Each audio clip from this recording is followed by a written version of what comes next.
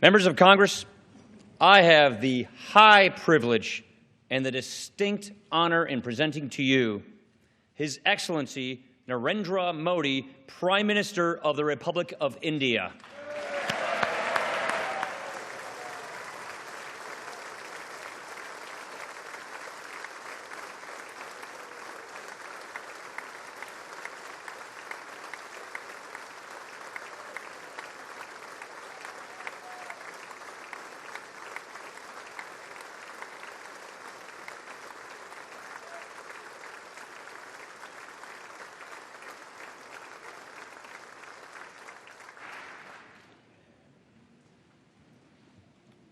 Mr. Speaker, Mr. Vice President, distinguished members of the U.S. Congress, ladies and gentlemen, I'm deeply honored by the invitation to address this joint meeting of the U.S. Congress. Thank you, Mr. Speaker, for opening the doors of this magnificent Capitol.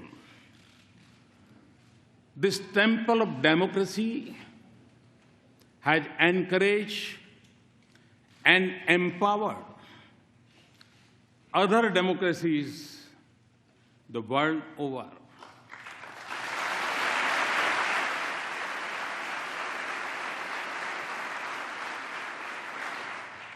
It manifests the spirit of this great nation, which is, in Abraham Lincoln's words, was conceived in liberty and dedicated to the proposition that all men are created equal.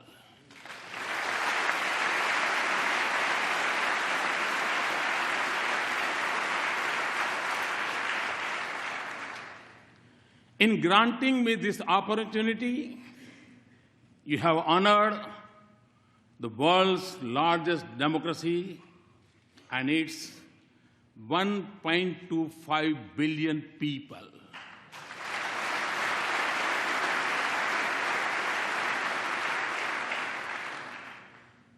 As a representative of the world's largest democracy, it is indeed a privilege to speak to the leaders of its oldest.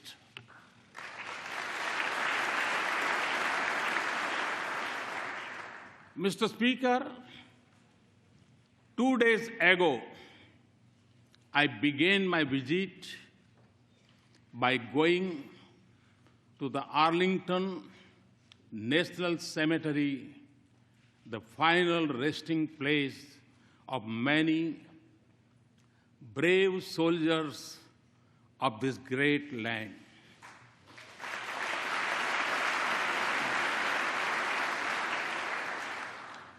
I honored their courage and sacrifice for the ideals of freedom and democracy. It was also the 72nd anniversary of the D-Day. On that day, thousands from this great country fought to protect the torch of liberty.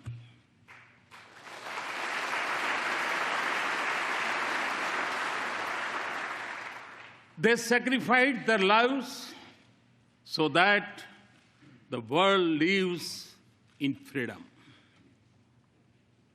I applaud, India applauds the great sacrifices of the men and women from the land of the free and the home of the brave in service of mankind.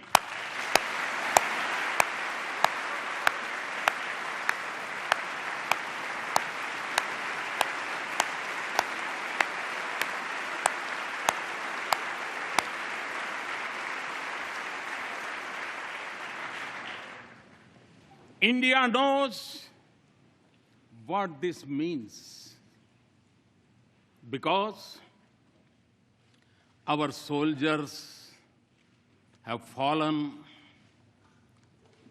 in distant battlefields for the same ideals. That is why the threads of freedom and liberty from a strong bond between our two democracies. Mr. Speaker, our nations may have been shaped by diverse histories, cultures, and faiths.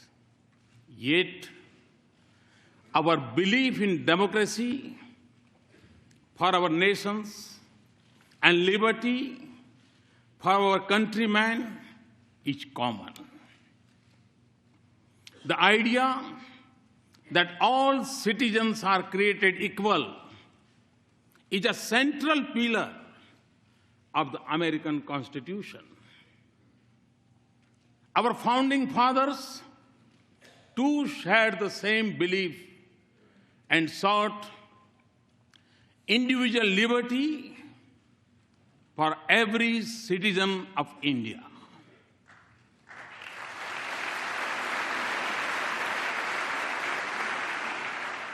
There were many who doubted India when, as a newly independent nation, we repose our faith in democracy. Indeed,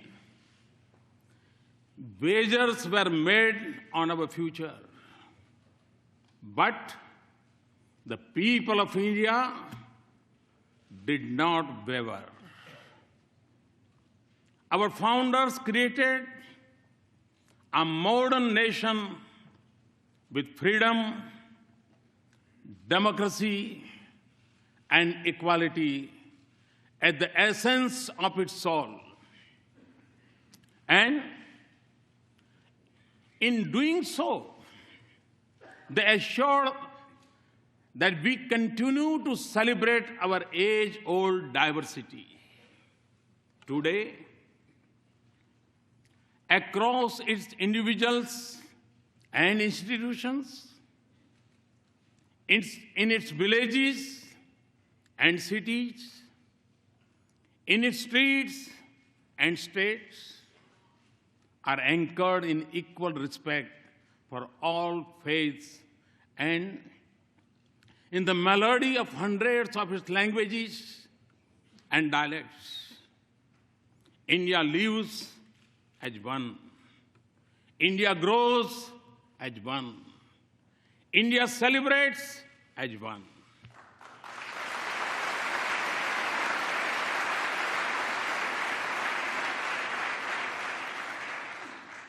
Mr. Speaker, modern India is in its 70th year. For my government, the Constitution is its real holy book. And in that holy book, freedom of faith, speech, and franchise, and equality of all citizens, regardless of background, are enshrined as fundamental rights.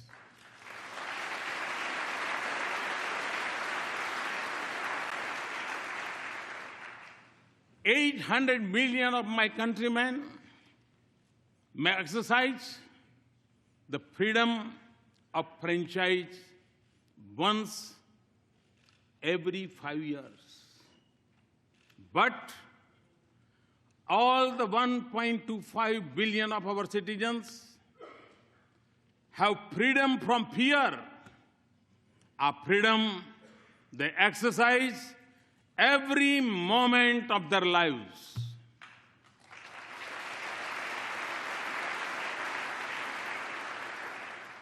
Distinguished members, engagement between our two democracies has been visible in the manner in which our thinkers impacted one another and shaped the course of our societies.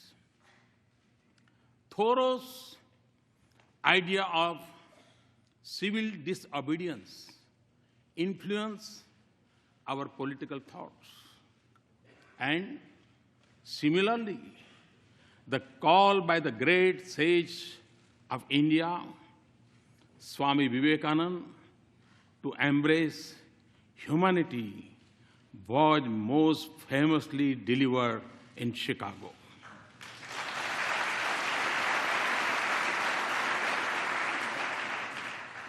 Gandhi's non-violence inspired the heroism of Martin Luther King.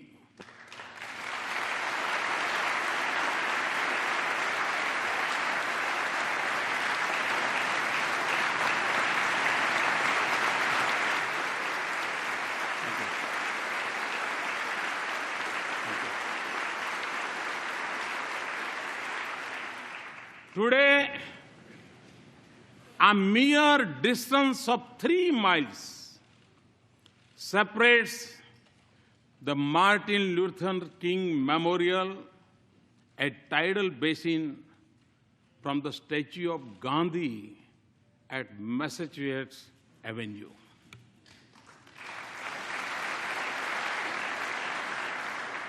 This proximity of their memorials in Washington mirrors the closeness of ideals and value they believe in. The genius of Dr. Bhimrao Babasaheb Ambedkar was nurtured in the years he spent at the Columbia University a century ago.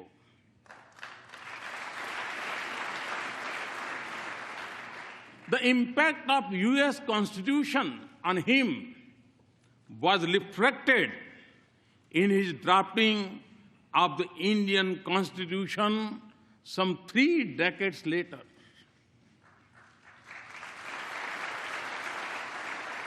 Our independence was ignited by the same idealism that fueled your struggle for freedom. No wonder then that former Prime Minister of India, Sri Atal Bihari Vajpayee, called India and the US natural allies.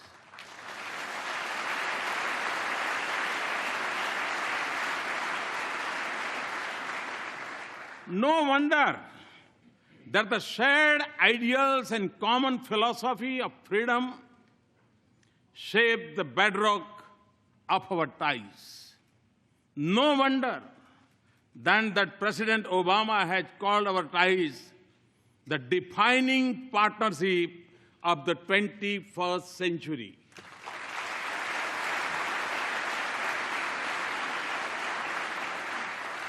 Mr. Speaker, more than 15 years ago, Prime Minister Vajpayee stood here and gave a call to step out of the shadow of hesitation of the past. The pages of our friendship since then tell a remarkable story. Today, our relationship has overcome the hesitations of history.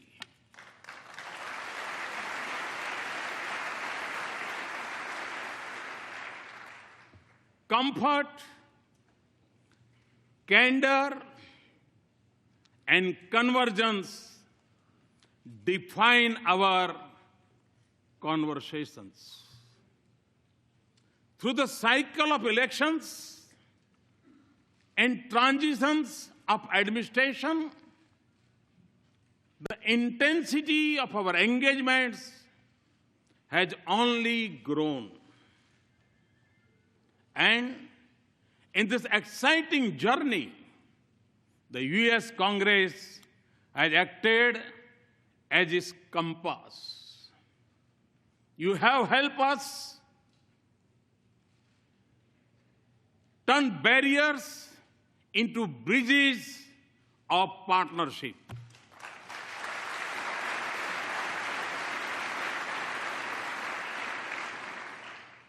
In the fall of 2008, when the Congress passed the India-US Civil Nuclear Cooperation Agreement, it changed the very colors of leaves of our relationship.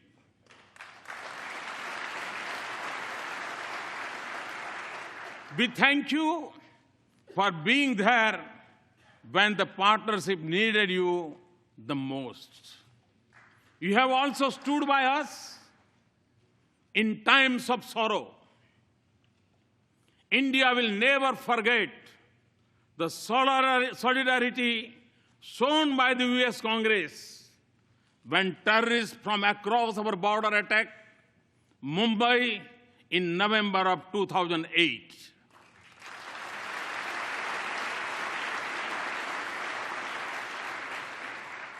And for this, we are grateful. Mr. Speaker,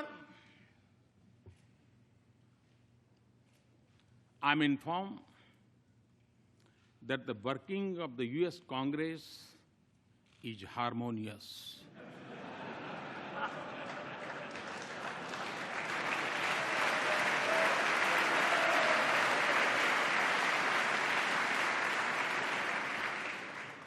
I'm also told that you are well known for your bipartisanship.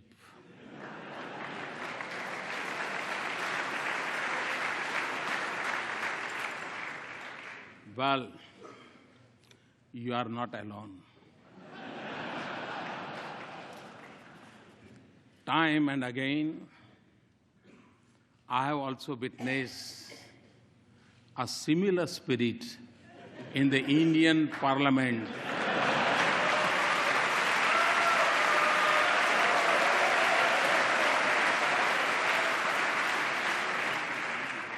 Especially in upper house.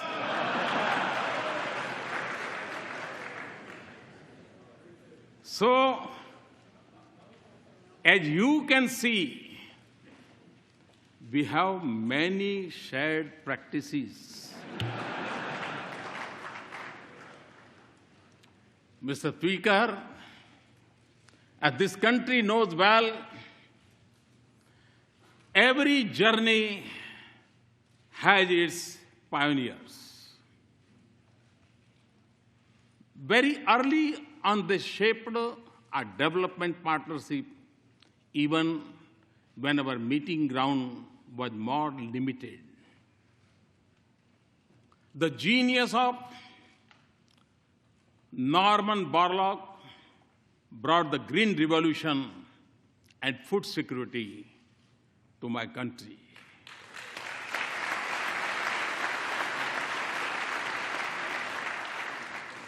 The excellence of American universities nurtured institutions of technology and management in India.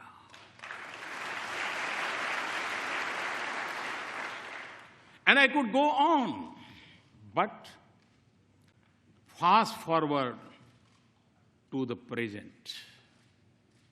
The embrace of our partnership extends to the totality of human endeavor.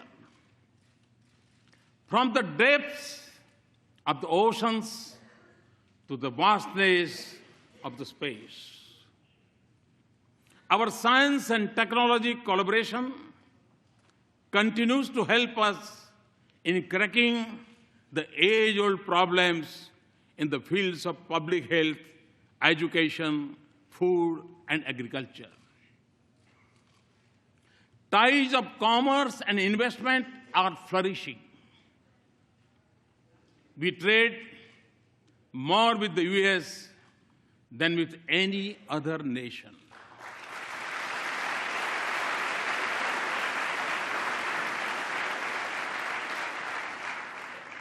And the flow of goods, services, and capital between us generates jobs in both our societies. As in trade, so in defense. India exercises with the United States more than we do with any other partner.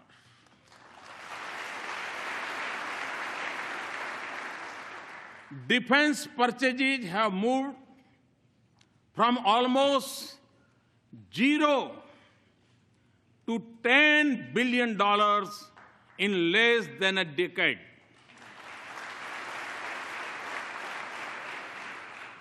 Our cooperation also secures our cities and citizens from terrorists and protects our critical infrastructure from cyber threats. Civil nuclear cooperation, as I told President Obama yesterday, is a reality. Mr. Speaker, our people-to-people links are strong, and there is a close cultural connect between our societies.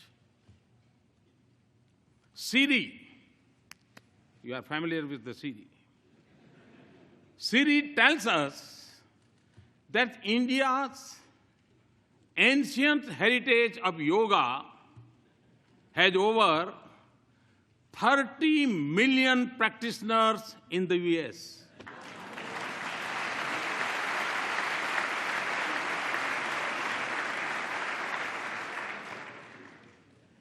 It is estimated that more Americans bend for yoga than to throw a curveball. And no, Mr. Speaker, we have not yet claimed intellectual property right on yoga.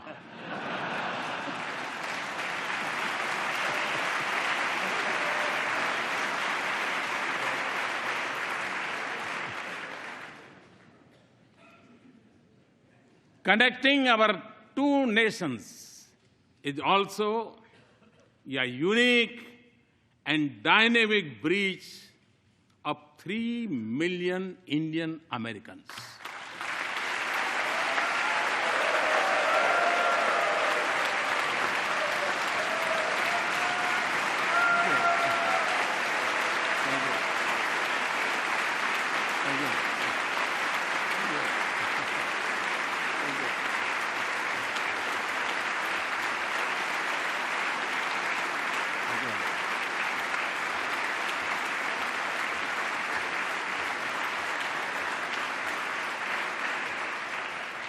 Today, they are among your best CEOs, academics, astronauts, scientists, economists, doctors, even spelling bee champions.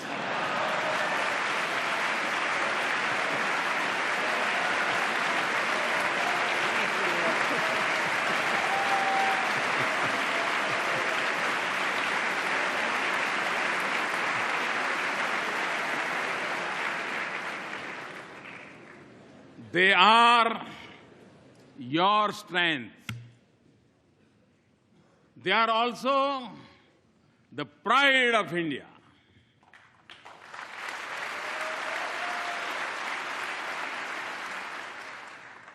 They symbolize the best of both our societies.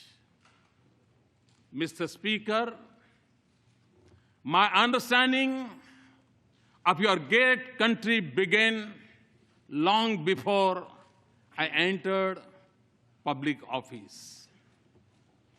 Long before assuming office, I traveled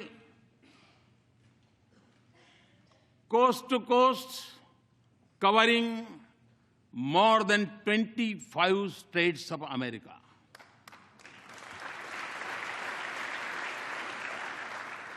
I realized then that the real strength of the U.S.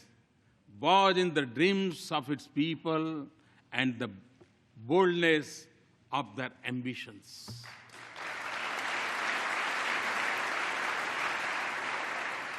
Today, Mr. Speaker, a similar spirit animates India. Over 800 million youth are spatially impatient. India is undergoing a profound social and economic change. 1 billion of its citizens are already politically empowered. My dream is to economically empower them through many social and economical transformations, and do so by 2022, the 75th anniversary of India's independence. My to-do list is long and ambitious, but you will understand it includes a vibrant rural economy with a robust farm sector, a roof over each head, and electricity for all households. To skill millions of our youth, build 100 smart cities, have a broadband for 1 billion, and connect our villages to the digital world. And create a 21st century rail, road, and port infrastructure. These are not just aspirations. They are goals to be reached in a finite time frame and to be achieved with a light carbon footprint with greater emphasis on renewables.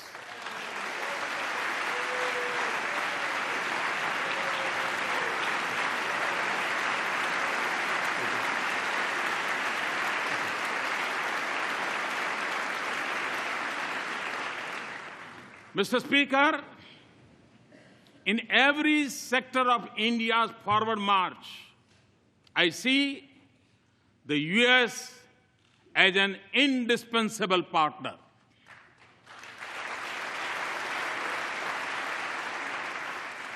Many of you also believe that a stronger and prosperous India is in America's strategic interest.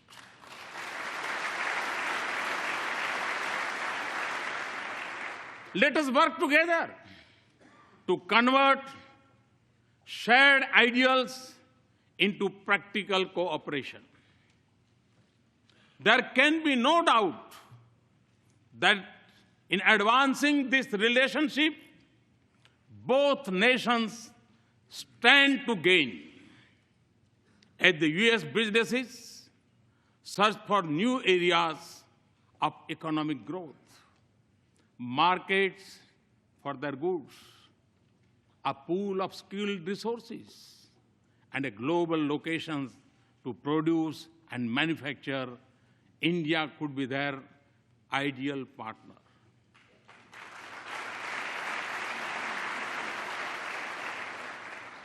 India's strong economy and growth rate of 7.6% annum is creating new opportunities for our mutual prosperity.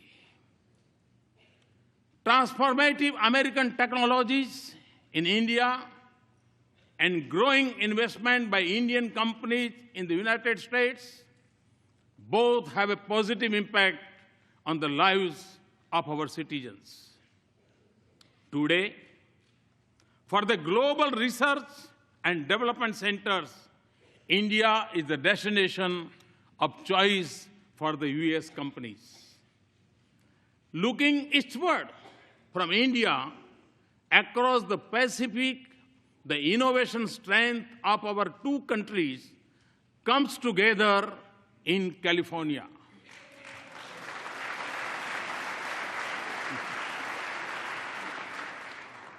Here, the innovative genius of America and India's intellectual creativity are working to shape new industries of the future. Mr. Speaker, the 21st century has brought with it great opportunities, but it has also come with its own set of challenges.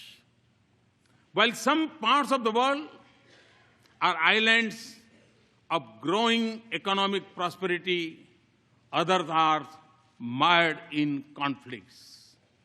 In Asia, the absence of an agreed security architecture creates uncertainty. Threats of terror are expanding and new challenges are emerging in cyber and outer space.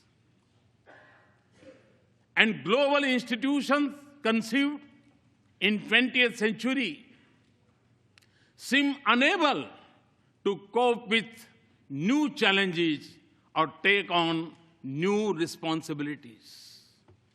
In this world of multiple transitions and economic opportunities, growing uncertainties and political complexities, existing threats and new challenges, our engagement can make a difference by promoting cooperation, not dominance, connectivity, not isolation, inclusive, not exclusive mechanisms, respect for global commons, and above all, for international rules and norms. India is already assuming her responsibilities in securing the Indian Ocean region. A strong India-US partnership can anchor peace, prosperity, and stability from Asia to Africa and from Indian Ocean to the Pacific.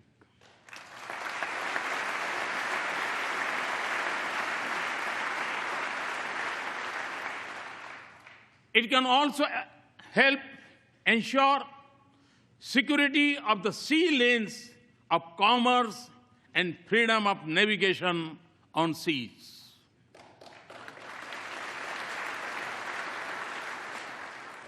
But the effectiveness of our cooperation would increase if international institutions frame with the mindset of the 20th century, where they reflect the realistic of today.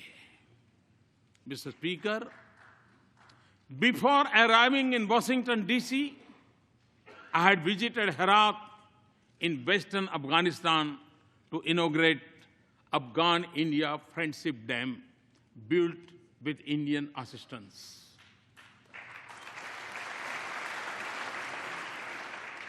I was also there on the Christmas Day last year to dedicate to that proud nation, its parliament, a testimony to our democratic ties.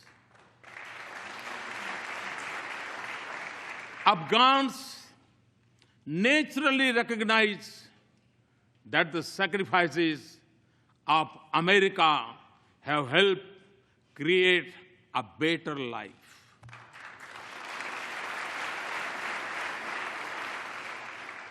But your contribution in keeping the region safe and secure is deeply appreciated by even beyond.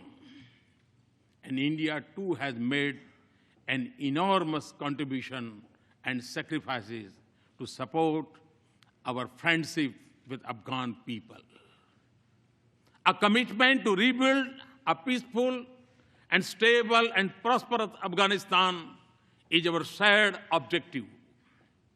Yet, distinguished members, not just in Afghanistan, but elsewhere in South Asia and globally, terrorism remains the biggest threat.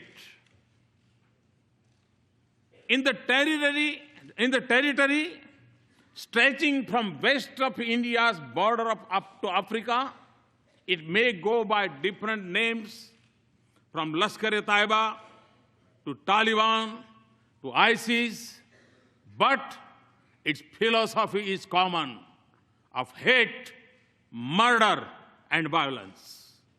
Although it is a shadow spreading across the world, it is incubated in India's neighborhood. I commend the members of the US Congress for sending a clear message to those who preach and practice terrorism for political gains.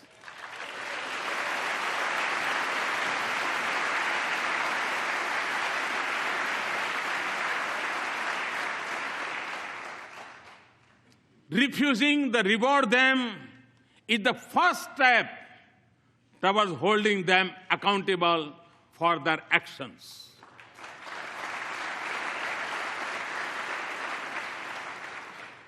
The fight against terrorism has to be fought at many levels, and the traditional tools of military intelligence or diplomacy alone would not be able to win this fight. Mr. Speaker, we have both lost civilians and soldiers in combating terrorism. The need of the hour is for us to deepen our security cooperation and base it on a policy that isolates those who harbor, support, and sponsor terrorists.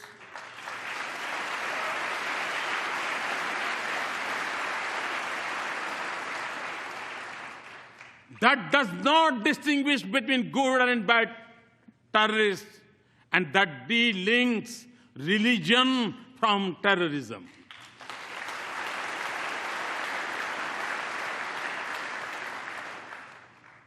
Also, for us to succeed, those who believe in humanity must come together to fight for it as one and speak against this menace in one voice.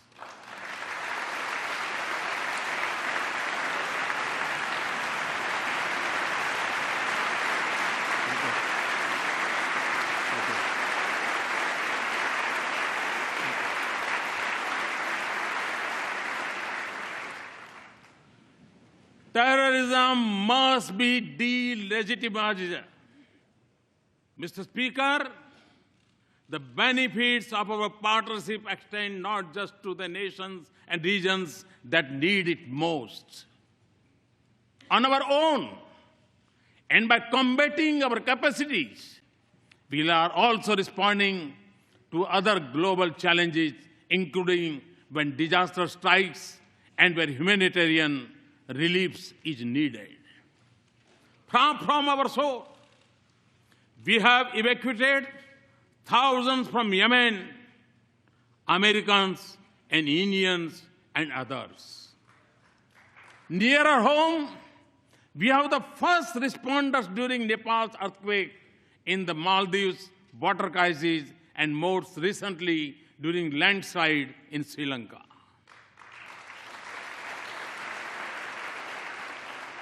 We are also one of the largest contributors of troops to UN peacekeeping operations. Often, India and the US have combined their strengths in science and technology and innovation to help fight hunger, poverty, disease, and literacy in different parts of the world. The success of our partnership is also opening up new opportunities for learning, security, and development from Asia to Africa. And the protection of environment and caring for the planet is central for our shared vision of a just world.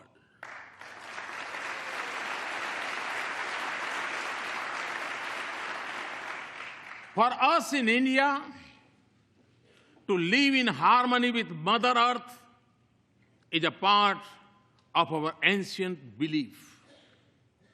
And to take from nature only what is most essential is a part of our Indian culture.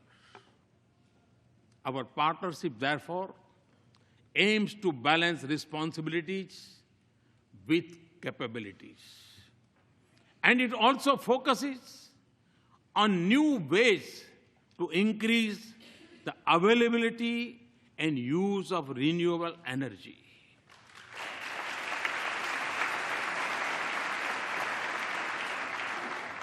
A strong US support for our initiative to form an international solar alliance is one such effort. We are working together not just for a better future for ourselves, but for the whole world. This has also been the goal of our efforts in G20, East Asia Summit, and climate change summits.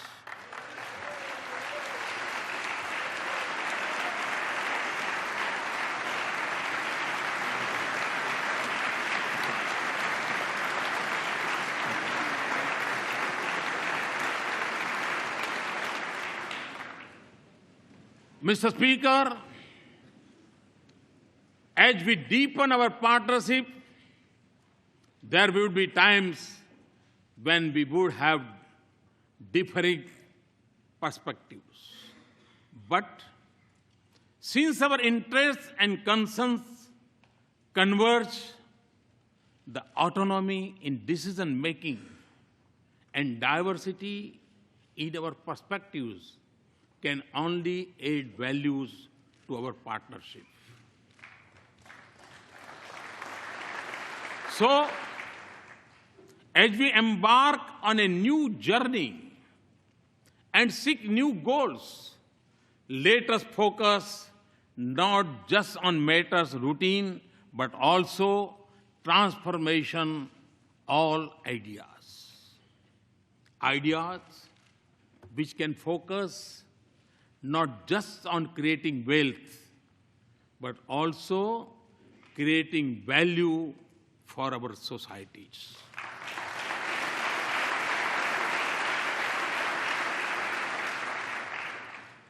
Not just on immediate gains, but also long-term benefits.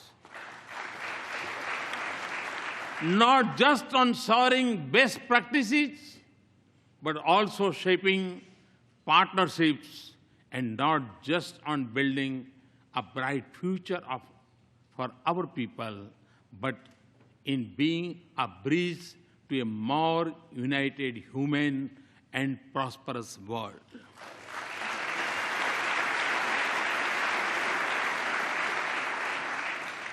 And important for the success of this journey would be a need to view it with new eyes and new sensitivities. When do this, we will realize the full promise of this extraordinary relationship.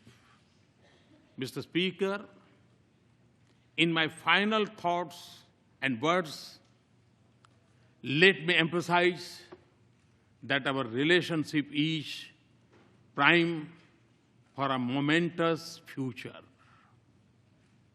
The constraints of the past are behind us, and foundations of the future are firmly in place. In the lines of Walt Whitman, the orchestra have sufficiently tuned their instruments. The baton has given the signal. And to that, if I might add, there is a new symphony in play.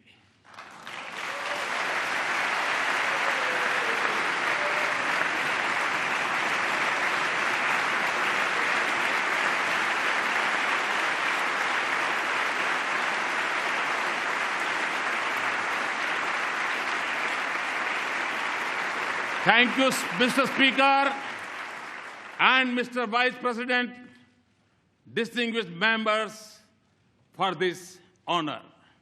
Thank you very much. Thanks a lot.